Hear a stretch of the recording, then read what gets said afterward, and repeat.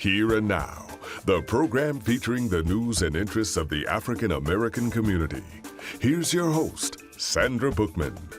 Coming up, the American Revolution in Black and White. The founder of the Daughter Dialogue shares the stories of women of African descent who discovered and documented their families' contributions to the nation's founding. Also ahead, rethinking home ownership. We're going to hear from the founder of Pairgap, a co-buying real estate platform for a new generation. Plus, breaking health barriers with Black Health Matters and the rest of the lineup for this year's Harlem Week. And award-winning Soca Star Lady Lava. That's all ahead on Here and Now. As America celebrates its 250th anniversary, a new short film, She Walked Through 250 Years Later, tells the stories of African American women whose own research uncovered their family connections to the American Revolution. Take a look. I'm interested in who are these women? Why did they join the Daughters of the American Revolution? That question became Daughter Dialogues, conversations with women of African American descent whose ancestors, American Indian, Black and white, men and women, contributed to the American Revolution. Many of these women searched mostly alone, following names, calling relatives, opening boxes, and visiting courthouses.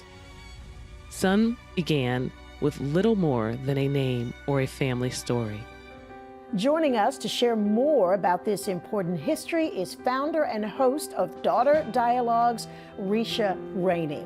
Risha, thank you so much for sitting down with us today. Thank you so much. I used to live in Manhattan for 13 years, and I'm excited to be here. Oh, well, you are on TV in Manhattan today. We're happy to have you. I'm going to ask you, explain, if you will, to our viewers what Daughter Dialogues is. Daughter Dialogues is an independent oral history project that I'm doing as a non-resident fellow at the African American and African Studies Research Institute at the W.E.B. Du Bois Institute at Harvard University under the direction of Henry Louis Gates Jr. I'm collecting the oral histories of Black women who are direct descendants of ancestors who contributed to the American Revolution, and their patriot ancestors were both Black, white, American Indian, men and women who contributed to the fight for our independence for our country. So I'm collecting their oral histories, and they have proven their descendancy through their membership in the Daughters of the American Revolution. So my understanding, the short film, did that sort of grow out of these stories that you were hearing during your Daughter Dialogues? Yes, correct. So I've collected their oral histories, which are archived at the Schlesinger Library for Women at Harvard University. And I've also published it in the form of a podcast, which is also called Daughter Dialogues. Yeah. It's been downloaded over 27,000 times. So out of the interest for the podcast, I wanted to create a short film to give a visual to the audio that people have been hearing of these great stories. And what is it that struck you so much about these stories, and why was it important to you to really shine a spotlight on what these women are learning?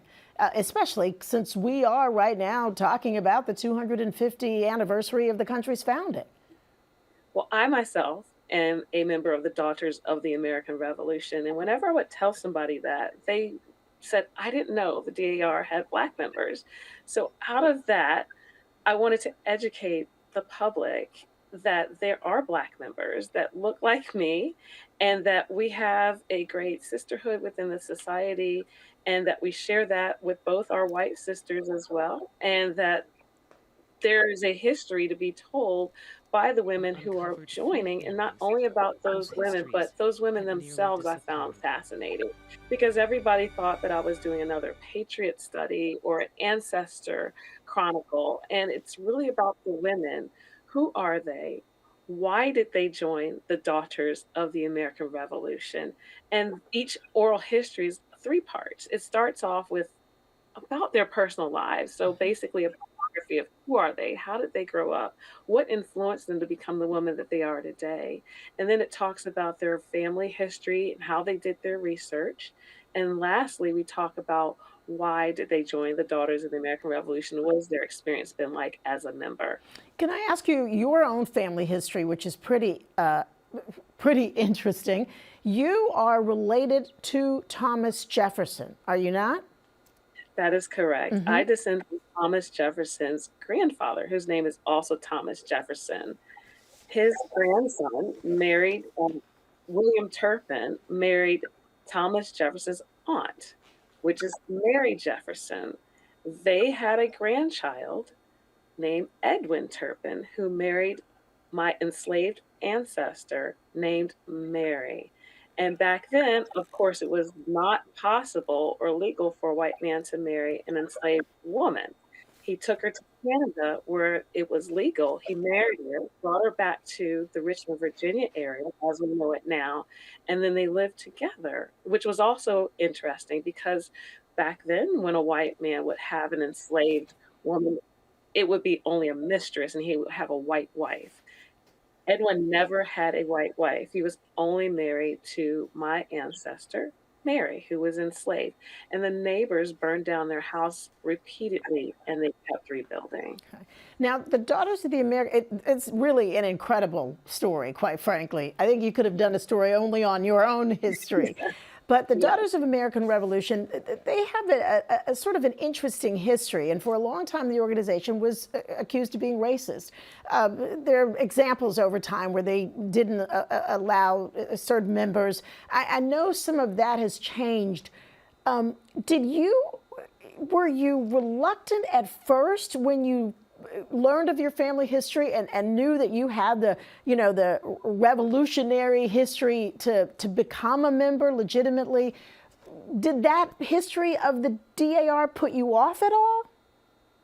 For me, I went in with an open mind, but I do encounter many people who, when I meet them and we talk about Black members of the Daughters of the American Revolution, most people say, I can almost quote them verbatim. I always hear, the only thing I know about the DAR is Marian Anderson, which is, in 1939, the DAR did not allow the famous opera singer to sing at DAR Constitution Hall because she was Black.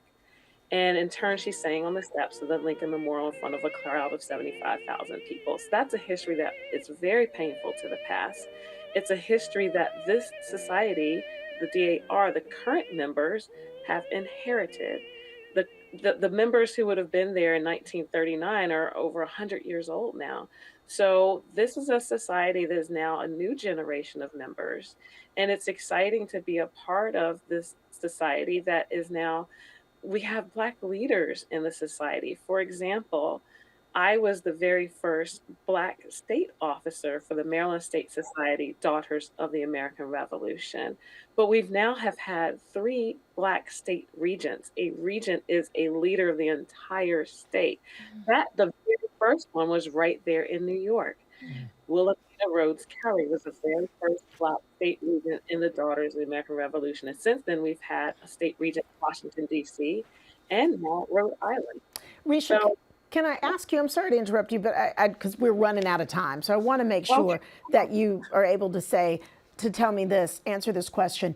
Why is it important for people, Black, white, what have you, to acknowledge and know the stories of these people of color that were part of the nation's founding? We all inherit a history, whether it be a nation or an individual. What we want to do is acknowledge our past, although sometimes it may be painful, and acknowledge it and move forward. That gives us hope for the next 250 years for this United States of America.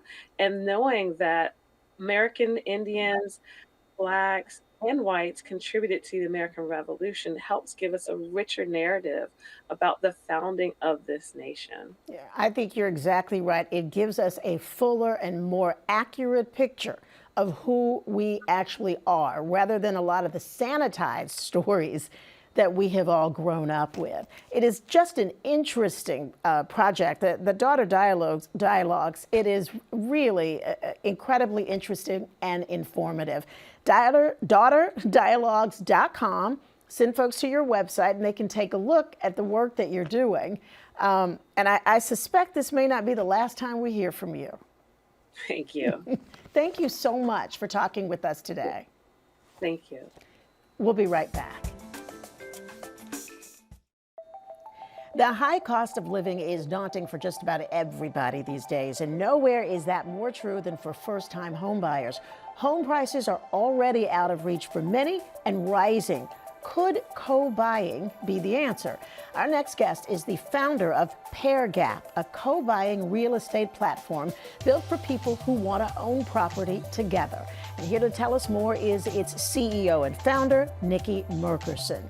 Thank you so much for sitting down with us. Thanks for having me. This is an interesting idea and scary for me, probably because of my age. So we're going to walk through this. But it kind of makes sense, especially in the current environment. Now, you were in the mortgage industry for like almost 20 years, right? Yeah, almost 25 years. Almost 25 years. You're such a baby. That's why I got the numbers wrong. What was it that made you think, maybe we need to shift the paradigm here? What helped you come up with this idea? Well, working in low to moderate income communities, helping those communities achieve home ownership, I noticed that it wasn't just low to moderate income families that were having trouble purchasing homes. It was middle income, the working class, working people, nurses, police officers, and they didn't qualify for grants. And so how else were they able to afford in, especially a place like New York City? And then at the same time, I was on a dating app. And I was fascinated by how the algorithm matched people that were compatible for love. And so I said, this would be cool if we match people for financial compatibility, so that they can get together and be able to afford homes in the neighborhoods that they want to buy in. Yeah, what do they say? Necessity is the mother of invention? Absolutely. Yeah. Absolutely. And sort of makes sense that your mind would work that way. Yeah, because I'm looking for solutions, and there are people coming there that don't qualify for grants because they make too much, but then too little to compete. Okay. And so it just made sense. Okay, so here's again the old school me. I'm thinking people don't even make good choices a lot of times when they get married, okay? And then they call it quits 2 or 3 years for whatever reason. How do I get comfortable sort of going into business when it comes to a house, one of your biggest purchases in life, with somebody I don't necessarily know? You take care of all that? Well, think about it. People who get married, and like you said, they can't get it together to get married. But one of the biggest reasons why people get divorced is due to finances. And so what we do is we kind of have those uncomfortable conversations up front. Okay. And we talk about those finances and all the what ifs that can happen, right? What if I lose my job? If it's a couple and they're not married? What if we break up, right? A lot of times they don't have those financial conversations. So I think this is really leading what's most important and addressing why people get divorced first. And it sounds like you're telling me that the app is handling this like business. It's not an emotional decision. I'm glad you said that. It is business, and the house becomes the business, and your partners in business. And people have been partners in business for many, many years, and there's protections in place for partners in business. So. And that's what you have here. Talk to me a little bit about, the whole process. You sign up on an app, is that what you do? Yes, we have an app. But before we can even start to build the technology, it's important to create a community of like people, right? Yeah. People who want to purchase real estate, people who are open to purchase together. And so that's what we're doing initially, is we're creating this community of vetted people. And so similar to the app, they'll download the app, they'll begin to self-assess. And so before you can partner with anyone, you need to kind of see where you stand. And so we have tools so buyers can look at their finances, look at their credit, examine it, and see if they're actually ready for partnership. Okay. And if not, we have partners that can help get them ready. Once they're ready, then they can go into the pool of buyers. And we're matching them based on several different things: financial compatibility, we're looking at risk tolerance, we're looking at their long-term and short-term goals, and we're kind of putting that all together to really form, you know, some strong strategic partnerships. And I understand that once you do make a match and decide to move forward, there is a prenup. Absolutely. For afterwards, kind of like a marriage. Absolutely. So buyers can come in with their teams already. So if they already have partners, they can come in, they have access to our tools, but then they can also build their real estate prenup. And that is just like it sounds, you know, it creates structure and it mitigates risks up front. So, because you know exactly what you're going to, and everybody involved knows exactly where the other people stand. Yes, and there's always conflict, right? Conflict is inevitable. And so we kind of plan for that conflict. And putting this thing together, you know, it took me a little over a year doing case studies of all the, you know, partnerships that failed in the court system. And so we really wanted to pack everything in there that could potentially happen so that we can get ahead of it. So tell me, you have coming up, I know, in the city, these NYC community co-buying tours. You've partnered with Chase here. Yes. And is this an effort to educate people about this Pairgap Absolutely. and the possibilities here? Yes, when you're building a community, you have to kind of start with trust and education, right? Education would make buyers more confident about these type of transactions. And so we partner with a trusted institution to be able to educate communities on all things co-buying, right? How you find the right partner, how you protect yourself. And we've included other partners in the transaction, the real estate agent, the lender, to really talk about their role in the process and give people the confidence to move forward with these transactions. And locally, you've got 3 tours planned. Yes. One in Queens, Jamaica, August 6th, Harlem, Thursday, September 17th, and the Bronx in October, October 22nd. Question for you. So do you have a partnership that you've kind of gotten them together and it worked out well? Or talk to me a little bit about that. What are your numbers like at this point? Yeah, absolutely. My favorite story is a single mom who purchased property with her 2 adult children. They had been renting, and she ran into some issues with her credit because she was diagnosed with cancer, and she was able to fight cancer and survive, and now she had to, you know, fix up her credit. And she joined with her children, and they set a plan to prepare for home ownership, and they were able to purchase something in New Jersey. And I think that's a great story because, you know, according to a lot of studies, people are already living doubled up, families are already living doubled up. And so the fact that they were able to move forward and not only live together, but buy together, own together, build wealth together. Yeah, building a future together. Absolutely. The website, pairgap.com. Yes. Social media @pairgap_. Folks can take a look at that. And also you've got information about those 3 community buying tours coming up, right? And they can see if there's one in their area if they want to attend to find out more information. Yes, we already did Brooklyn, so now we're going to do the other boroughs. All right. And it's on the website. So the next time you come back, you're going to have to bring back some of these paired up buyers, okay? Absolutely. I mean, honestly, it's something that in my head makes me uncomfortable because probably I'm a certain age and I've been in the process for a long time. But people trying to get into the market and looking for a legitimate way to do it, it definitely seems to me it opens a door. No, absolutely. Social behaviors are changing. The way we live changes. The way we buy homes needs to change to really support the way we live today. All right. Thank you so much. Thank so you nice for to having meet you. me. Nikki Merkerson, Pairgap.com. Okay? Thank you. You're coming back. We'll be right back.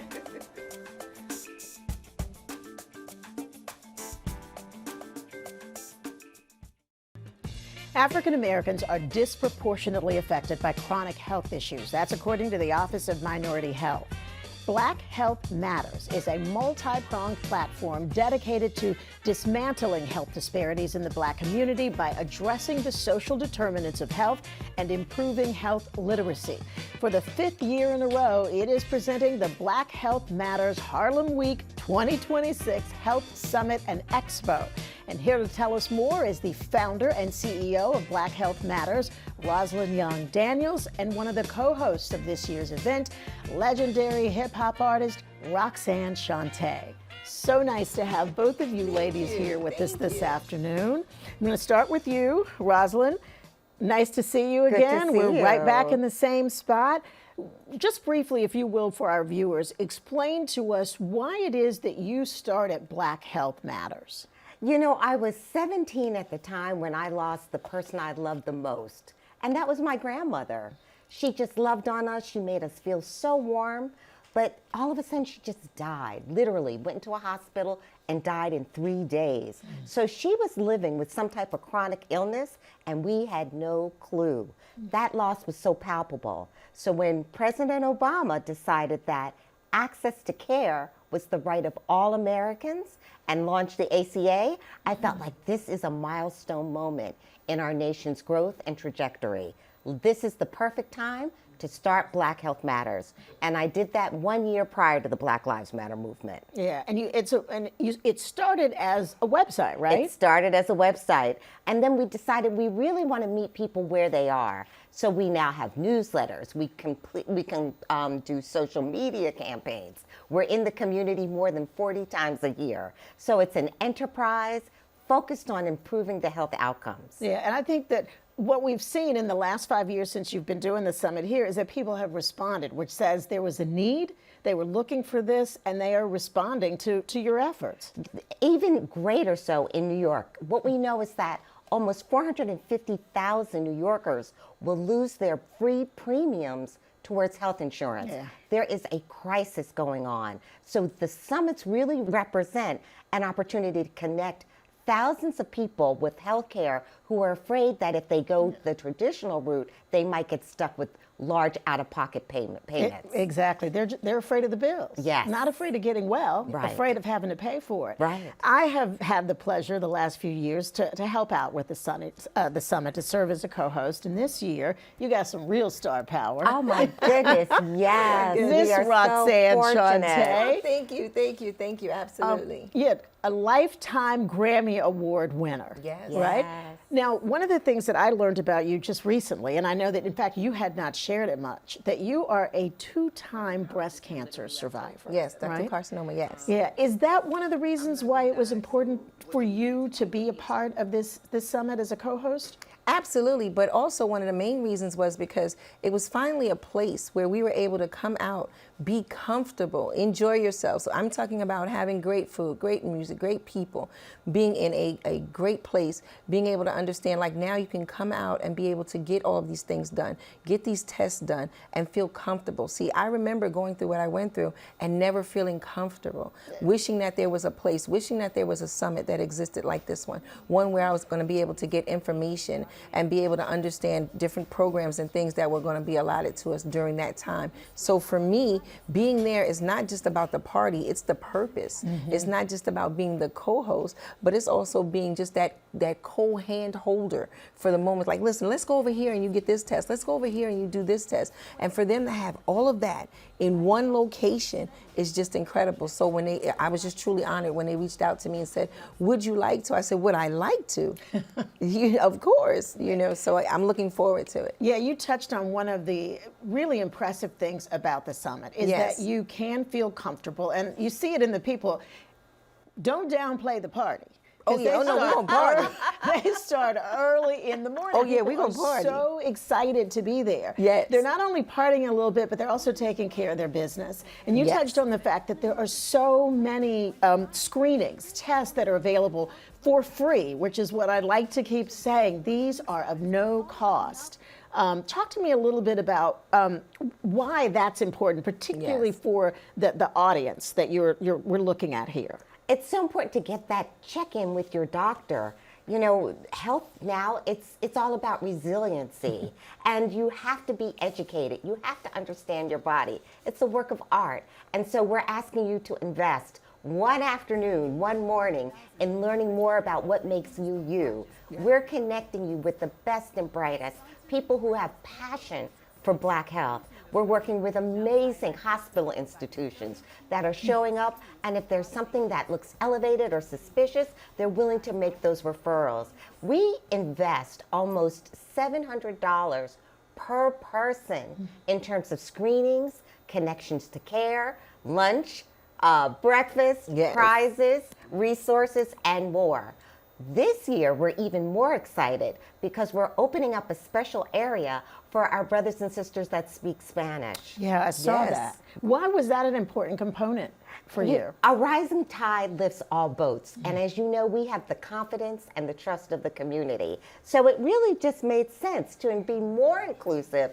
Our summits are already open to the public and free. But why not customize the experiences so that people who speak Spanish can learn just as much as those who speak English? Yeah, because that is another community. They have some similar health disparities to Black Americans, Hispanic American communities. Some of the testing, mammograms, PSA, blood glucose, A1C. You also fit test for colorectal cancer, blood pressure, kidney function, liver function, just about everything you can get screened for at the summit. Do you need to make an appointment? No, you just come on out, and then we will be happy to receive you. We are focused on 4 floors at Riverside Church. Everywhere you turn, there will be information and arms reached out to be able to accept you and support you. And Roxanne, I want to ask you, I was listening to an interview with where you talked about your journey with breast cancer and some of your family members. And you really didn't talk about it a whole lot. I mean, in fact, I think I heard you say somebody else told the story in part before you even, told it. Do you see that your experience and your handling of it is as a way of, I think, sharing with people who may find themselves or a family member going through the same thing, and you're being able to talk to them about your journey and also your resilience? You are a tough chick. Well, thank you. I say, as being known as a battle rapper, there has not been, I have not lost a battle with anything, not even cancer. So one of the things about it is that sometimes people don't know who to talk to. They don't know where they can go. That's why it's so important to have a place like the Summit, because if you don't find out early detection is your best protection. That's, for me, that's what everyone needs to know. And that's the reason why we're really involved, is because you need to find out as early as possible. When we think about people who pass away, it's because they found out in the latter stages. They found out when they were already stage 4. But if we can catch you stage 1 and you can find out now and you're able to handle it, then you understand that you're still going to be okay, that you're going to be all right. But some people find out so late that now all they're doing is concentrating on what they're going to do when they're no longer here. But we want you to focus on being here. Now, for me, I've always had my own inner strength, and I've always been my biggest fan. You know what I'm saying? I tell people all the time, people, they always want to have the acceptance of others. I myself have learned to depend on me. So that's the reason why I was a little more sheltered with it. But once I went through the steps of it, I was able to tell people, listen, this is what you can expect when you're going through chemo. This is what you can expect when you need to make that decision on whether or not you're going to get a mastectomy. These are the things that you need to look at, And then I had lost my mom to cancer. And then about 16 months later, my sister was diagnosed. So it was really, really hard for me. And she's fine now. But sometimes you even feel a little survivor's remorse about it, because you start hoping that everyone can get through it. But in order for them to do that, we need to have things like the Summit. You need to come in and get tested, and we want you to be comfortable. That's the reason why when she said, we're also going to have it where when you come in, sometimes when you come in and you don't speak the English language, you feel lost. You feel out of place. But come, you know what I'm saying? Because of the fact that the door is open and there's someone there for everyone. Exactly. And I'm there. So I'm there for everybody. So there's someone there for everybody. So find me. I'll hold hands with you if you got to walk over here. I don't think they're going to have to find you. Well, no, they're not going to have to find me. When they walk I'm going to be there with bells on. She made a good point. The entire purpose of this summit is to get people to be on top of their health, to not have to be dealing with things after the fact or late, right? Exactly. Access is care. Black Health Matters is known as the trusted translator. We help bring people together for a positive purpose. So if you don't understand medical jargon, people or the presenters will speak so that they are understood. Yeah. So people walk away feeling absolutely confident and transformed because of this experience that we're providing. Yeah, and you're going through it with other people, because I watch them. They are hysterical to me. People really love it, and you would think that they're there for a show, Right. when they're actually there learning information about their health. And I know that some of the partners that you've had over the last few years are going to be back.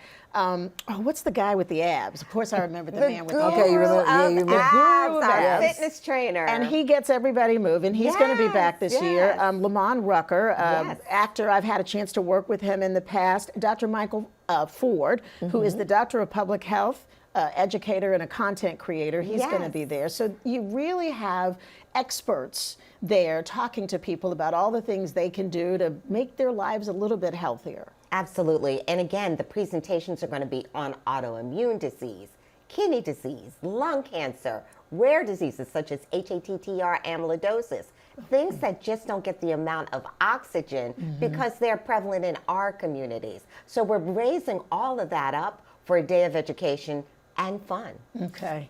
And Roxanne Shante is And going to be there. Please believe it, baby. On the mic. Yes. So my producer's going, is she going to be rapping? All the time. All the time. All the Okay. time. All the time. All right. This is August 13th from 8 a.m. to 5 p.m.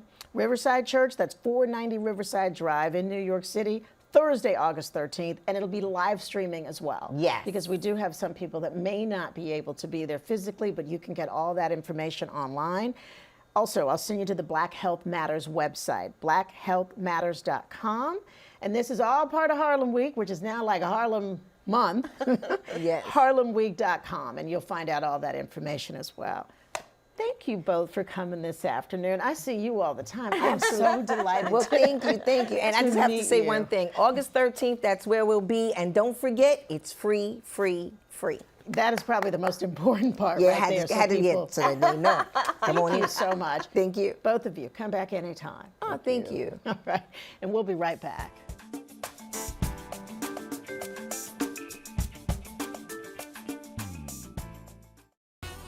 For more than 50 years, Harlem Week has celebrated the rich history and culture of this world-renowned community.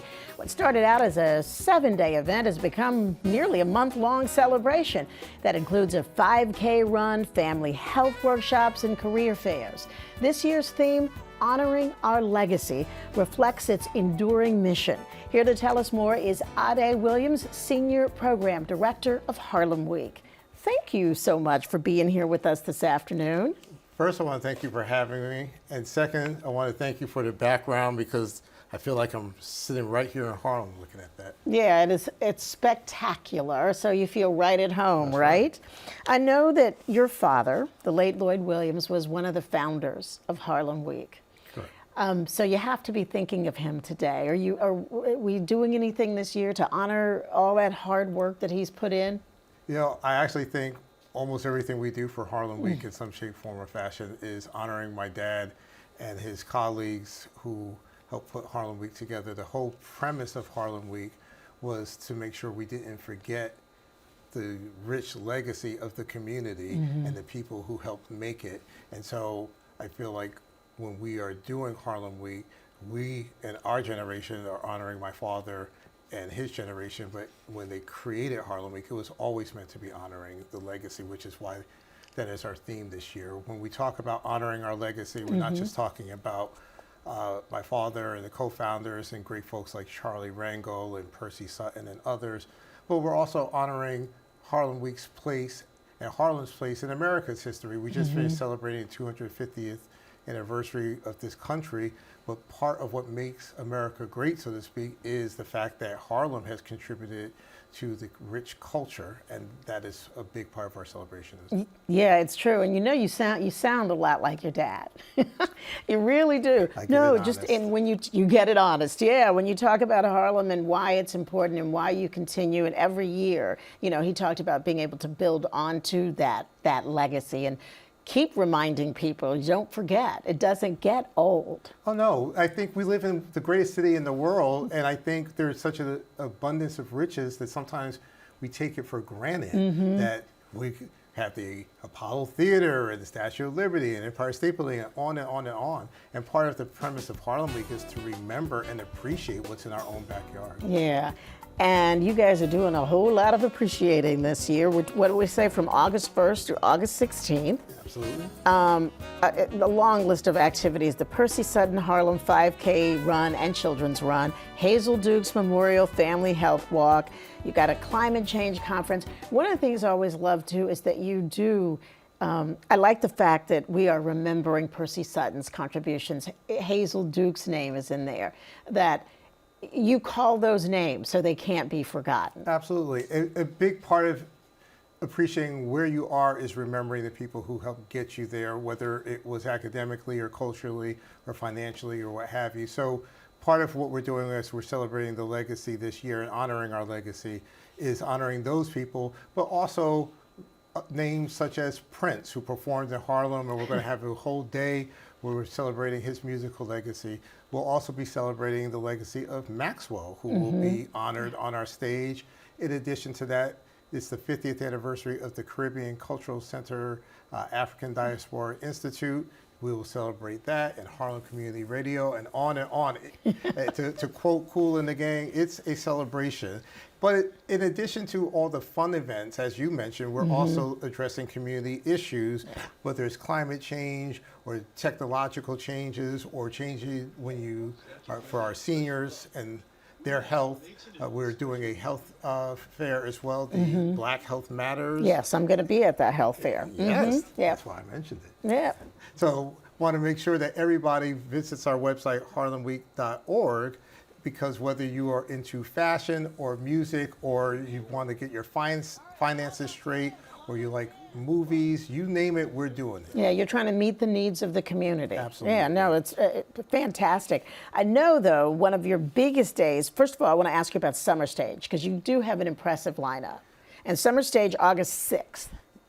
Well, we'll be doing Summer Stage on every Thursday in August in front of the Adam Clayton Powell Jr. State Office Building. So that is one of the days. Yeah. We've got a great lineup. I'm going to give a special shout out to my namesake and fake sister, Allison Williams, great R&B singer. Yes, wonderful, beautiful voice. Yeah, she's going to be out there, and others. So part of what we do for Harlem Week is we're having events in East Harlem.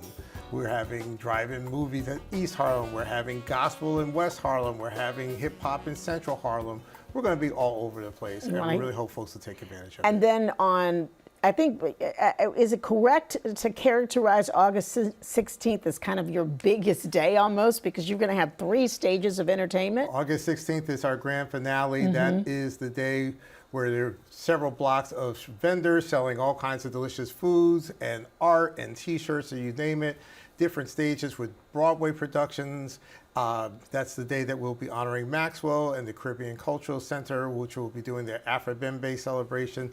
Stilt walkers and jugglers, and you name it, it'll be out there. And the best thing is, it's all free. Yes, that is what is fantastic. It's gotten bigger and better every year, but it is always free to everyone that comes. Yeah, I want to actually take a moment to shout out our sponsors who help make that all possible, because it certainly takes a lot to put it all together. And this is the time where some companies have been scared of DEI or that kind of thing and have pulled back, but so many others have stepped up, and without those partners, it wouldn't be possible. So thank you to all of them. HarlemWeek.org. You go to that website, and from August 1st to August 16th, there will be something for everybody, and it's free.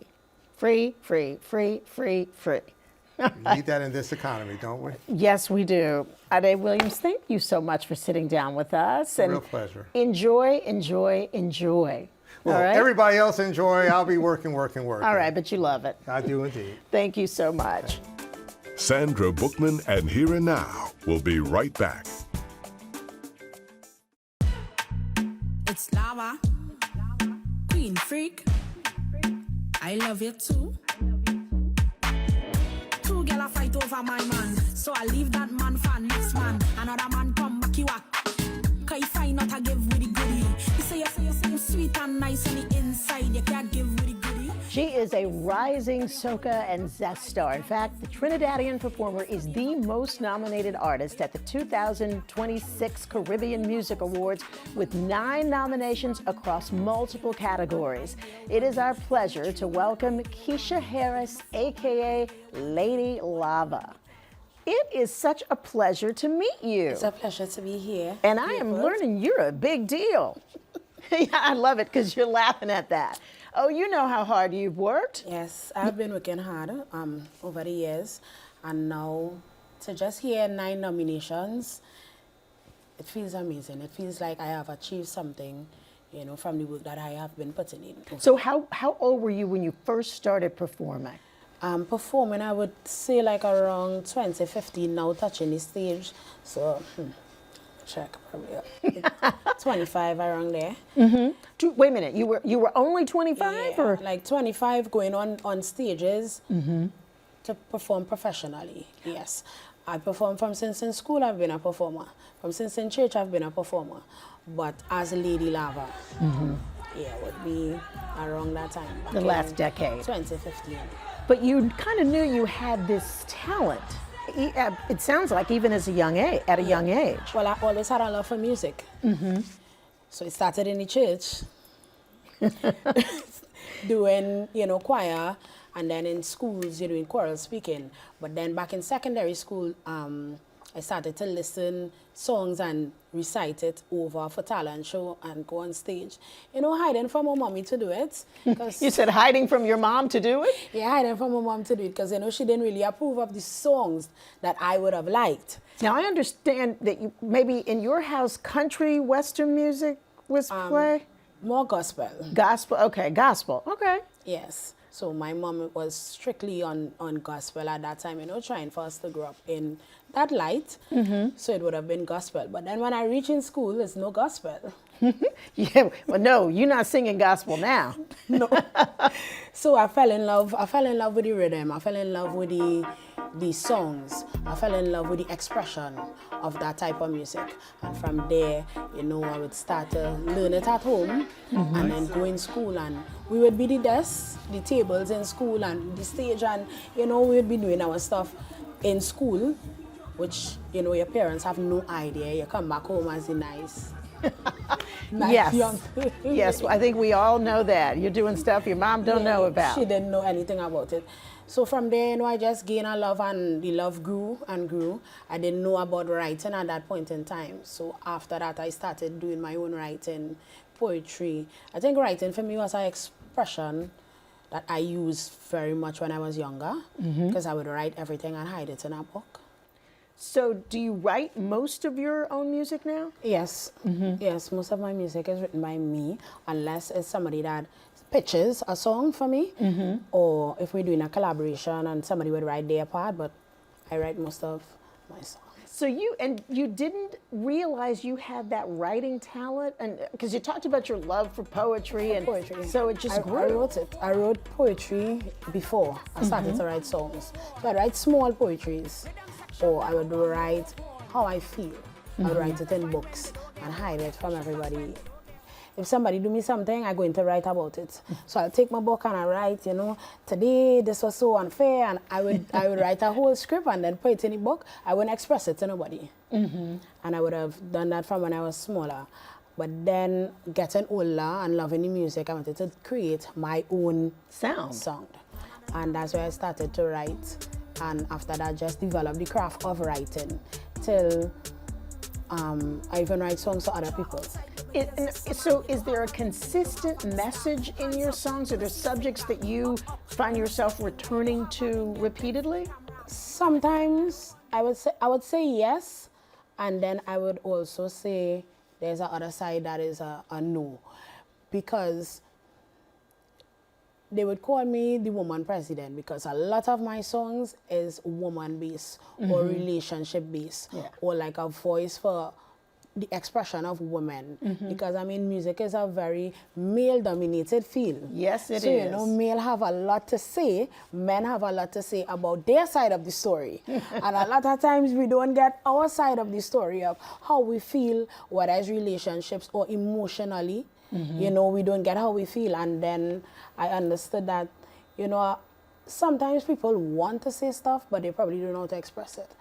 And I also wanted women to understand things that you're going through, it's not you alone. Because sometimes we feel like it's I alone going through this, so you know you hide it, or you feel shame about it, or you know you kind of shun it off, or you, no, it's not you alone. Yeah. I have the experience, other women have the experience, and now that we could say it loud, you could just say your experience and move on with it. It don't have to let you be stuck at this part in your life, or after the relationship. Yes, you probably feel hurt. You have times where you might feel less than, but it's not you. It's not you alone. You're not alone. Other people going through it, let them hear it from somebody. Sing it at the top of your voice, and when you finish, know that, hey, it's out. Yeah. Because sometimes keeping it in is a stress. A little bit, yeah.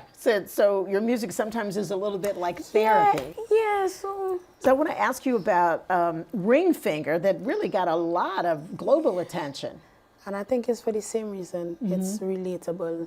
Ladies could put it on and relate to it. Or a lot of the song is a reminder too.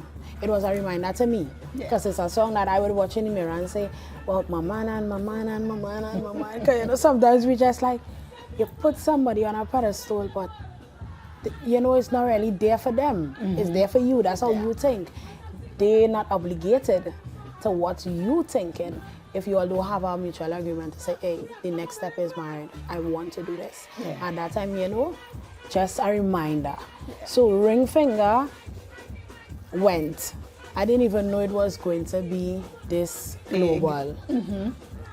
But when ladies heard it, they related and they're like, yeah, we outside. Yeah. You know, I don't have a ring.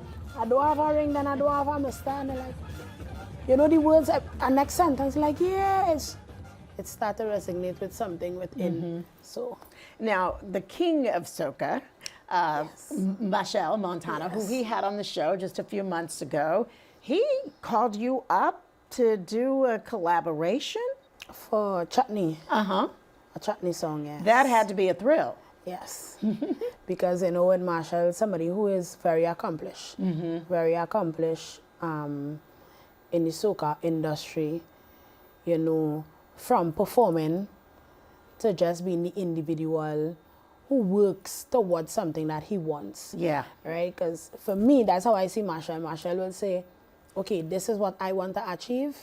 What it take? 10 bricks to achieve this? Okay, then he go in the 10 bricks to make sure he achieves what it is he wants. And when they called and he say, we hearing you on the collaboration.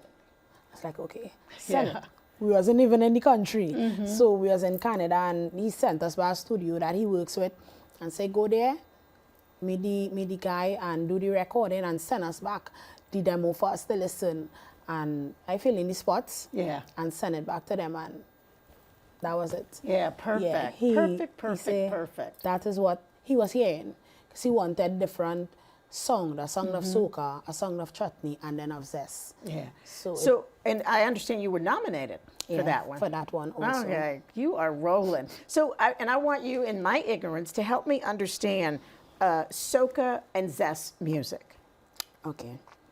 Soca is the cultural music of Trinidad and Tobago, which comes from calypso. Yes. Right? So it's like a faster tempo of calypso. It's it's like seasonal for carnival. Hand in the air, jump up. It's a happy music. Right? Zest now is Trinidad version of dancehall music. Which dancehall is like Jamaica, reggae. Yes. That's their culture. Trinidad, zest is Trinidad version. So with our accent, because you know our accent very distinctive. Yes, it's very distinctive. Jamaica accent is also very distinctive. So it's dancehall, but is with our accent, and Trinidad version of dancehall is zest. The beat, a tap different because, you know, we still have a lot of soca elements in the zest beat. So, you know, there's a lot of mixture going on.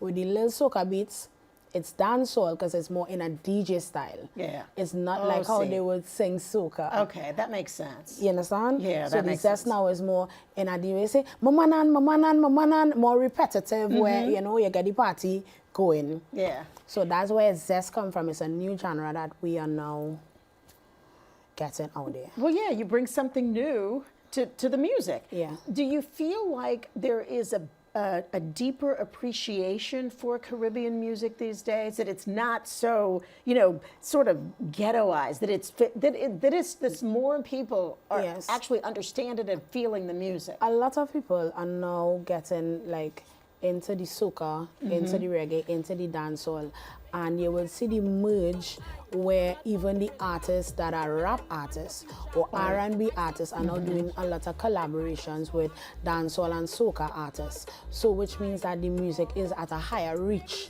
where, I don't know if it's the social media now is different and the algorithms allow it to reach different places. Yeah. So a lot of people now have a greater love for the Caribbean music. It's like, I didn't know this, I don't know what it was. They didn't know where it come from, but they like it. Yeah, So I know then it's huge. Yeah, it's now it's getting huge. bigger and bigger in America. Bigger and bigger, Yeah. and they getting into it. A lot of the other artists that do hip hop and R&B now even mixing their beats. With you would hear a soca song in it. You would hear the trap dance soul. Yeah. You would hear the Afro. Everything now is coming together, and I like that. And how do you feel about that? I feel like the people that was there before me opened the door for that, because at that point in time, you know, they would have been knocking on the door. And now that we are here, I am honored to be part of it, part of the experience, part of seeing it, you know, grow into something else, grow into something bigger where, yeah, we're going higher. And I am a part of it, so I'm honored. Yeah. So let me ask you, your mother, who only wanted you singing gospel and listening to gospel, what does she think of this big career that you've got going now? Oh, well, even before it got so big and I started, she was supportive. And then now she's just be like, girl, what you just be thinking in that head? Yeah, she said, what you be thinking in that head? She said, Keisha, what you just think to come up with these songs? Here I like it, and you hire way how you to sing it. You know, you lay your mouth spicy, but she still had to give me the lay your mouth spicy. But she's like, I like it, and so much of people know your songs. They know the songs. She said, you're spicy, huh? Yeah, You're a your little mouth spicy. But your mom, I learned from you. Yeah. Which I know is not true. She say, She gave me the but okay, she your like mom it. is like almost every other mom on the planet. She's proud of you, I'm sure. Yes, So the she Caribbean Music Awards, the voting is going to remain open until August 10th, right? Although the awards date for the ceremony itself hasn't been announced yet. No, it hasn't been announced yet. So we think it's going to be in the fall, but you need to go on there and vote, right? Vote, yes. The website for that, caribmusicawards.com. And you can find this lovely Lady Lava on Instagram and all over social media. We're so happy for you. I appreciate it We know very you much. worked hard Yes. and cannot wait to see what you do next. Thank you very much. Thank you. And we'll be right back.